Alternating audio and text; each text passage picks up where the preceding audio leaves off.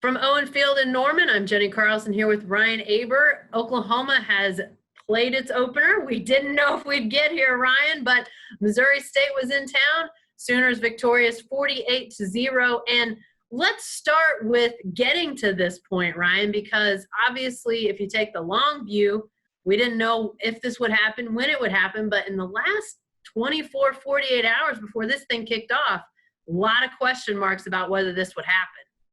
Yeah, especially Friday morning as OU went through its last round of testing before this game. There's a lot of questions about would they be under that magic number. I'm blanking, is it 52 or 53? 53. Players that you have to have. And they were really close, as we saw as they got out to warm-ups, but they were able to go.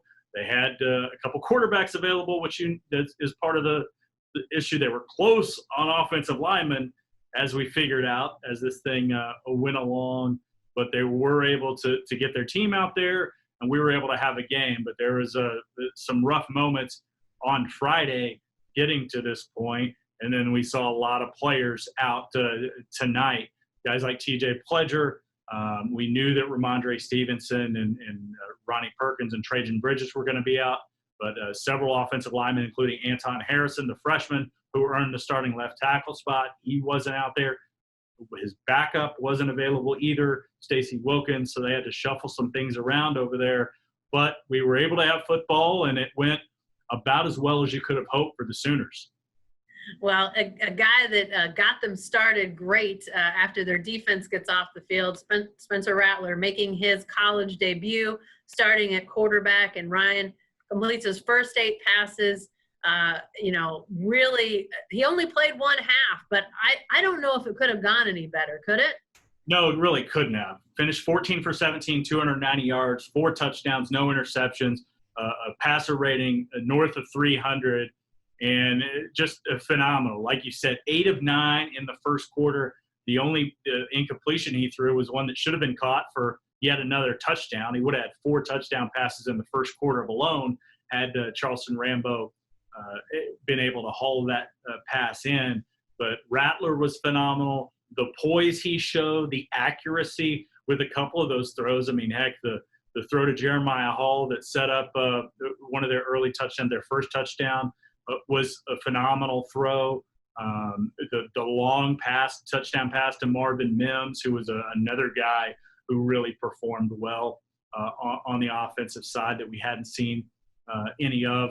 To this point, Marvin Mims, a true freshman.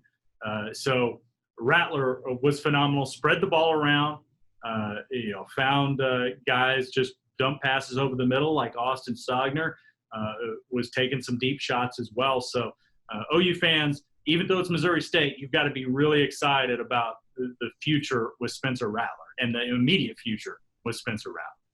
Well, real quick, Ryan, even though it was Missouri State, a shutout by the Sooner defense, and hasn't been one of those here in Norman for quite some time. Again, I know it's Missouri State, so I don't want fans to come at me with but it was only Missouri State. I know, but still a shutout.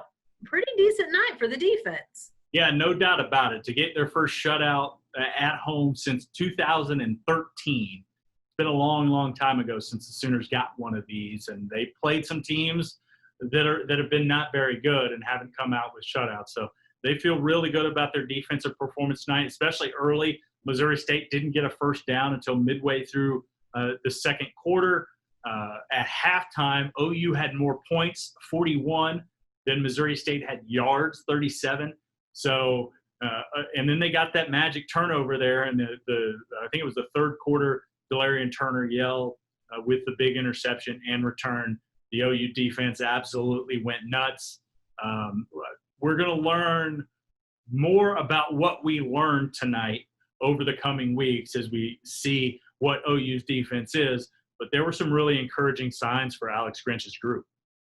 Well, like you said, we'll learn more as time goes on, Ryan. An off week for Oklahoma next week, and then K-State, then at Iowa State, then Texas. K-State, Iowa State lose non-conference games today. Unexpected to see those two teams struggle the way they did and lose those games. But obviously, with the specter of COVID, I mean, as we talked to start with, you just never know. Oklahoma obviously off next week, but what are your thoughts now as we sort of launch into this Big 12 season so quickly? Yeah, just my thoughts are, who knows what to expect. I mean, we expect OU to be good. We expect Texas to be good, which they showed tonight.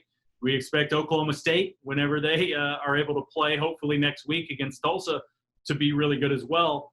We expected Iowa State to be pretty good, and they really struggled today. The question is, how much of those struggles that we saw from Iowa State, Kansas State, things like that, are really serious indications of something that's going on there, or that team not being to the level that we thought it was, versus missing guys. I mean, Iowa State without Charlie Kolar today, things like that. So I think you're going to have to take a step back and process even more than normal several weeks worth of what you think you know about a team before you can start making any concrete judgments. All right. Well, we'll start trying to get things hammered into concrete as we go, but one is in the books for Oklahoma. Again, 48-0 over Missouri State. Be sure to stay with us as we'll have continuing coverage of this football season, this Sooner team. So stay with the best coverage anywhere at oklahoman.com and every day in the Oklahoman.